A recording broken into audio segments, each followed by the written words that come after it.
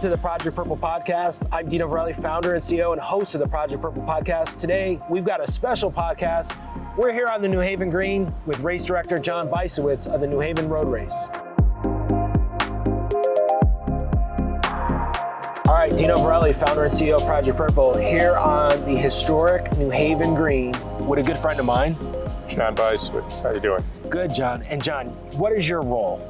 I'm the race director for the New Haven Road Race. I've been the race director since 1989, so I've been here for a long time and helped the event grow from a couple thousand to now we'll have over 5,000 people at this event.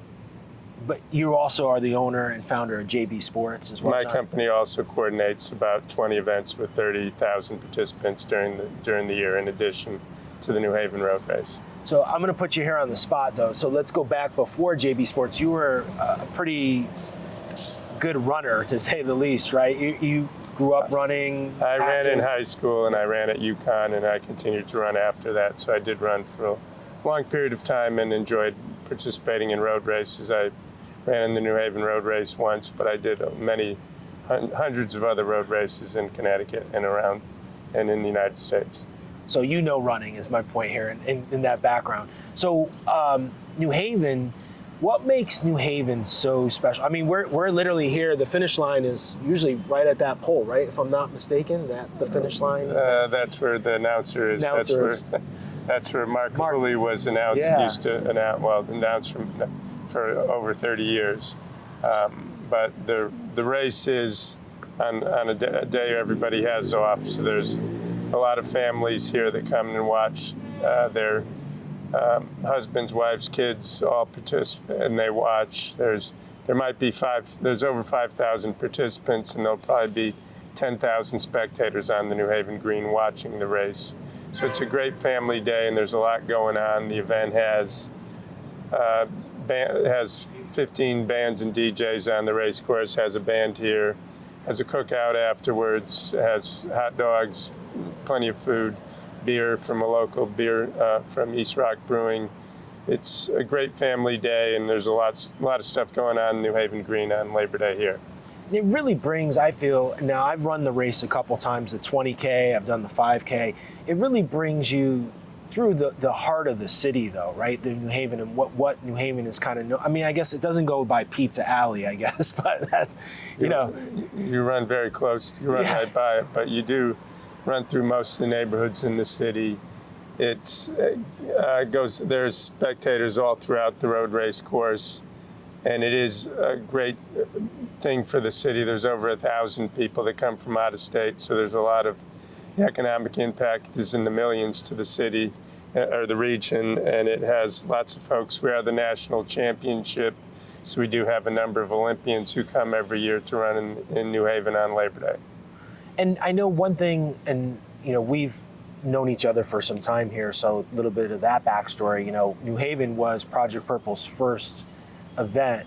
And I don't know if you remember, I did reach out to you guys to ask for that, and probably like, who the hell is this guy? Like, I don't know this guy. And it's kind of, we'll get to that, how this has all kind of come full circle with working with you on our 5Ks, and then clearly with Mark, which we'll get to. But New Haven's always kind of embraced the local charities as well. You guys do a great job bringing in other charities that really do support the local community as well. New Haven Road Race is a nonprofit 501c3. It does give a lot of money. The majority of it is to New Haven-based charities, but it is, we do our best to give back to the community. If you're a kid running in our kids race from New Haven, the entry fees are waived. We have scholarships for New Haven kids, high school seniors who ran at one of the local high schools. So there's 6 scholarships given to those kids. We do our best to give back as much as we can. We do get a lot of support from the city in terms of almost every city department works on the race, be it public works, traffic and parking, police, fire. Almost every part of every agency within the city works on the race, and without their support, we couldn't do what we do on Labor Day here. With your time being the race director, what's been probably, I know this is a loaded question, but what's been like your biggest and best moment over the time? I mean, every year after the race, you get a good feeling because people are in such a good mood because the race usually comes off without a hitch, and there's everybody enjoys it. It's a great day to be on the New Haven Green. I can't single out one moment that I think of as the best, but it is always a very enjoyable experience. Seeing how not only all the city workers get together to help us, but we also have a board of directors of over 40 people who, without their support, we couldn't do what we do. And I know last year I ran the 5K. I took a break for a couple years. I think I ran when we started the first year, missed the second year because that was the irony. My dad passed away on our second anniversary, and then was here the third and fourth year, and then took a break for a little while.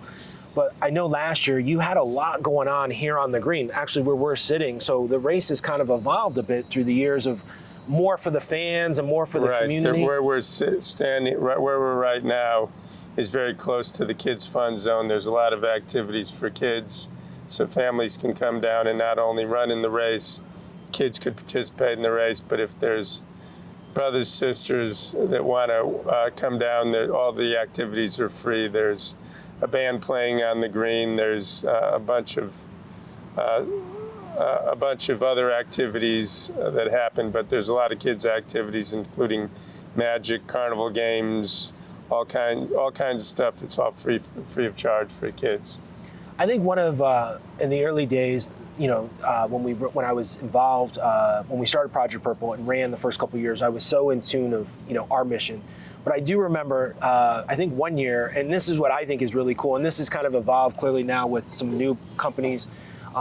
You guys do a great job of bringing local companies into the event. You've had UCAN here for the last couple of years with hydration. I don't know if they're still a hydration partner, but I remember years they've been giving out free product. I think one year you had, is it Chibaro Bakery? Chibasso giving out loaves of bread at the end of the race. Chibasso does still continue to give out bread for the event. We do have our title sponsor, Faxon Law Group, is headquartered in New Haven. Novello is the local airline who supports the event. So we have a lot of support from the local business community also, from Avangrid to Yale University.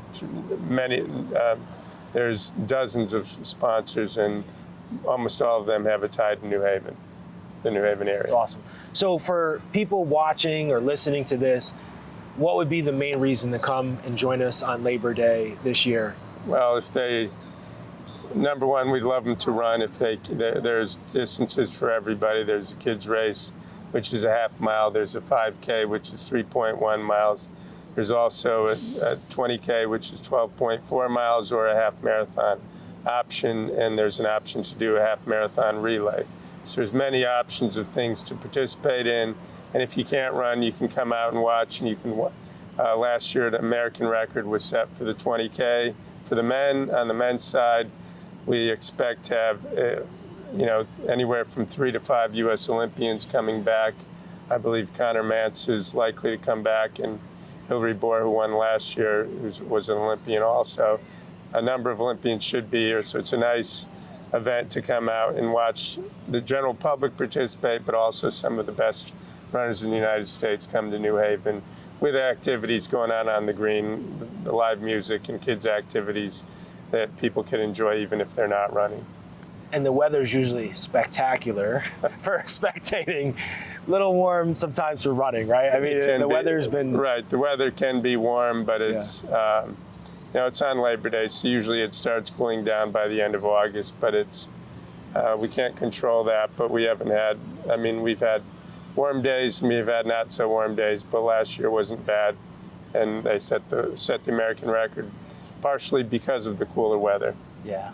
And the course is great. Having run the 20K, even the 5K last year, the community does get out. And I think New Haven is a really cool town, city to run through. You've got historic Yale, you've got East Rock, you've got some really cool sections. So running the 20K or the half marathon is a great way to see the city. I always think running all these road races in these big cities is a great way, if you've never been to a city, to actually see the city. Right. The mayor does. The mayor, Justin Elliker, has participated in the event for over 15 years. He says it's his favorite day in New Haven, but it does showcase what the finest things of New Haven. It does go through many of the neighborhoods. You also start and finish on the New Haven Green, and Yale University. A lot of people stick around afterwards. There's have lunch after the race in downtown New Haven. It's just a great day to come to New Haven and enjoy the race, but also all the offerings the city has too.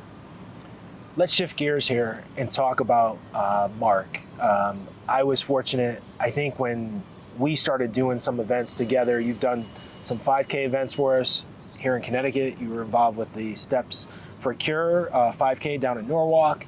And I think the last year we brought Mark in, and I remember my memory was Mark was always the guy, whether it was Fairfield or New Haven, who was the guy who was, saying your name when you cross that finish line. Right. I mean, I started doing the New Haven Road Race in 1989, and the first couple of years we had local radio personalities, and they were fine. Their voices were good, but they didn't have the knowledge of the running community, who was in the running community, or the enthusiasm that he brought.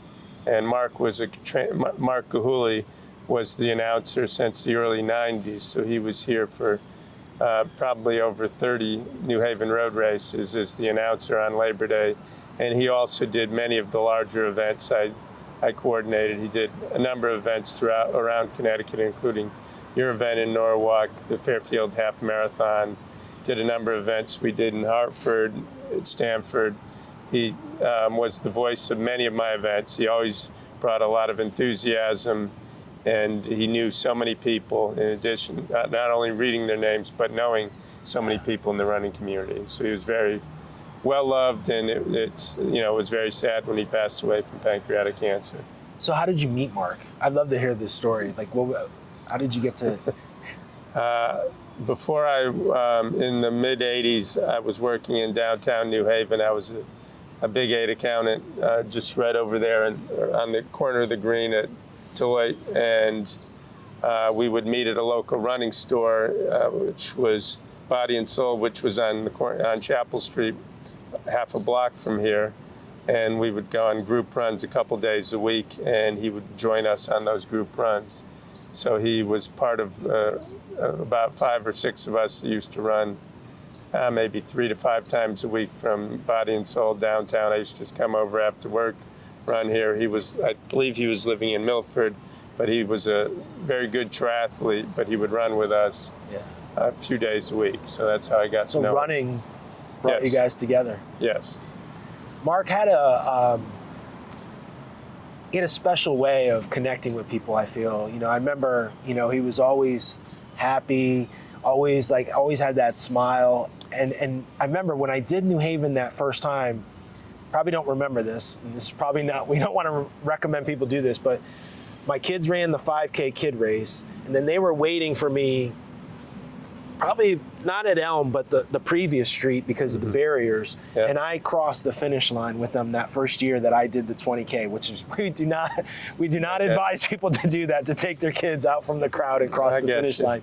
But Mark was just like, I just remember in that moment, coming across the line with my 2 kids, and I have the pictures from the official race pictures, because I have one boy on one side and one boy on the other side from that first year. And ever since that moment, Mark, announcing that, you probably don't remember this, but I think maybe the year after, when we came back, the 3rd year, I said, I'm going to hire both you guys to do the 5K. And I want Mark to do the 5K. And I think you were trying to talk me out the one year because we didn't have enough people in Norwalk. And you said, it doesn't really make sense to bring Mark down if you only have 100 people. Right. But eventually we grew the race, and we were fortunate to bring Mark down. But he had a really charismatic way of how he, communicated, especially during those moments at the finish line. He was very friendly. He made people feel like when they crossed the finish line that they were special. Even if he did not know him, he had this enthusiasm and a genuineness about him that he was able to speak to people and touch them. And he truly cared about the relationships he had with people. Yeah, really, really special. Now, when Mark got diagnosed, you reached out to me. I don't know if you remember that conversation. I remember the conversation. I was actually up in Boston, and I was kind of shocked, to say the least, because I didn't know Mark well, but knew him well enough, like having worked with him in Norwalk and then knowing him through the years at your races. Right. It was kind of a shock because he was a very healthy person, always ate well, took care of himself very well. He retired, but he still was an active runner, biker, swimmer, and golfer.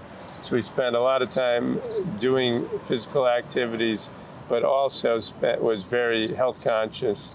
I was amazed to find out that he had pancreatic cancer. We swam together a few months beforehand, and he was in great shape. And it was amazing that lived a very clean lifestyle, that he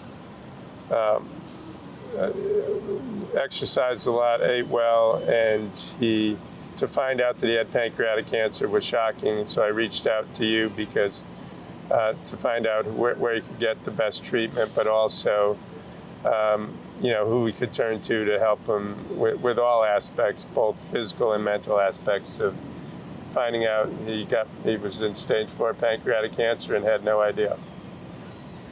And during that time, it was amazing. I didn't know Mark as well as you did, clearly. Just knew of him and interacted with him at the races and having him work with us in Norwalk, getting to know that from that professional level.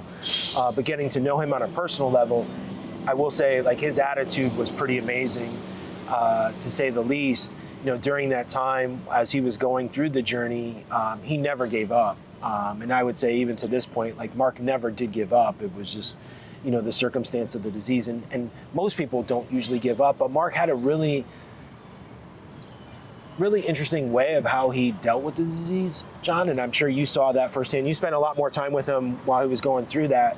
He was always kind of optimistic and positive about getting to that next day. And right. I mean, he always was looking, and his wife Linda was very, very vigilant in making sure that he was doing all that he could to potentially beat it.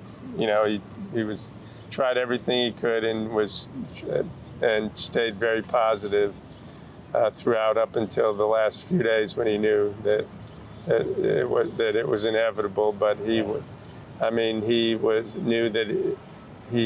that the more optimistic he was, and the harder he fought, the more likely of a chance that he could get through it. But obviously, he did not win, but he fought it as tough as he could. So this will be, I know last year was a tough year because it was close to when Mark had passed. This year, are you guys doing anything with the race to honor Mark or to there will be his legacy? His wife Linda is supporting a couple of the events that he was the voice of, and we will have a large inflatable, which will be before the finish, which Mark Gilhuly welcomes you.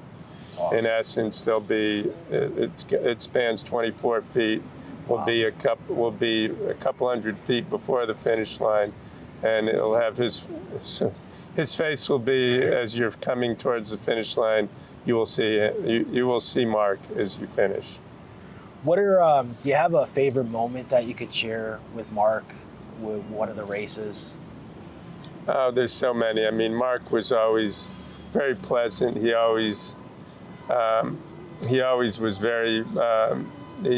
My kids grew up with him announcing at races. They always thought his nickname was Mr. Happy because he saw us in a good mood.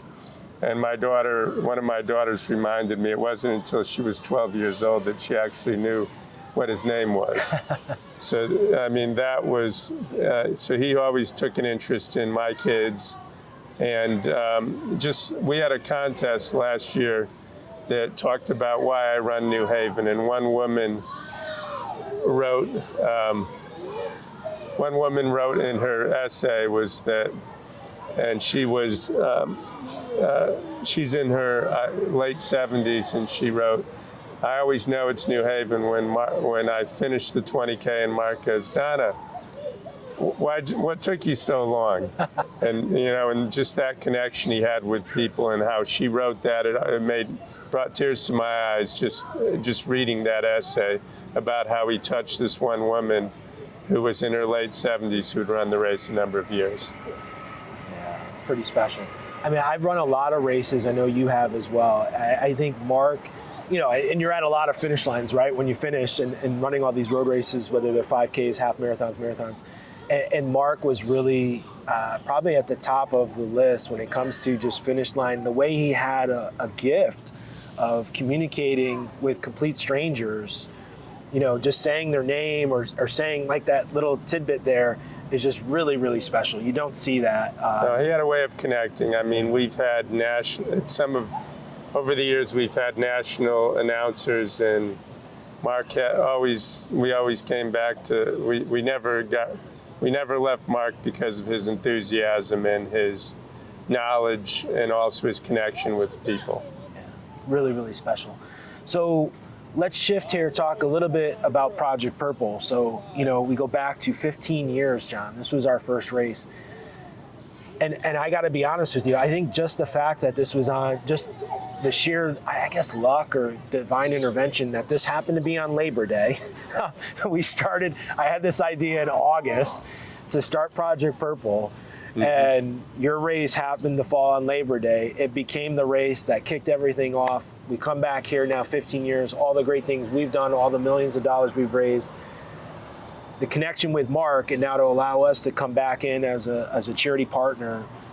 What is that like for you as a race director? Well, I mean, we just recently, this year is the first year you're at it as one of the signature charities, and now you can hopefully more easily reach people to fundraise. But I think it's important that not only the relationship that we had, but part of Mark's involvement, and Mark having pancreatic cancer, and him and his wife raising money for your organization. I believe it's a good fit. I mean, it's a way to keep Mark's memory alive, and also to have raise some money for a cause that was so dear to him, but also have people participate and raise money in his honor here for your group at New Haven on Labor Day. My last question here, and I want to tie in, I know Sophie, your daughter's running with us in the New York Marathon, and you can mention or talk a little bit about that, but then you've had great success running. I know you're really humble. You were a really, really accomplished runner. You were fast. I've never been a fast runner, so I've always appreciated. I know you mentioned the Olympians. You were pretty fast back in the day. We all age, so we're not there anymore. But for you, what you've done from a personal standpoint, or what you've done now as a race director standpoint, what does it mean to see a charity program not only start within your events, but then also grow and blossom and have the ability to do what the charities have done in your events? What's that mean for you as a person? Well, it's rewarding to see that it was the road racing had always had a charitable component, but it just usually had the organization, one or two organizations that may have started the events, but now is the scope, this running has matured, and now it's great that a lot of charitable organizations can use a road race as a fundraiser. So it not only helps boost participation in the event, but it also makes the folks involved with the road race feel good that other organizations want to partner and are able to raise money without having the expense of putting on their own event. So I think it's been a win-win for road races, and it also makes the event feels unique that other organizations have used them as a fundraiser. So our nonprofit can help other nonprofits is always important.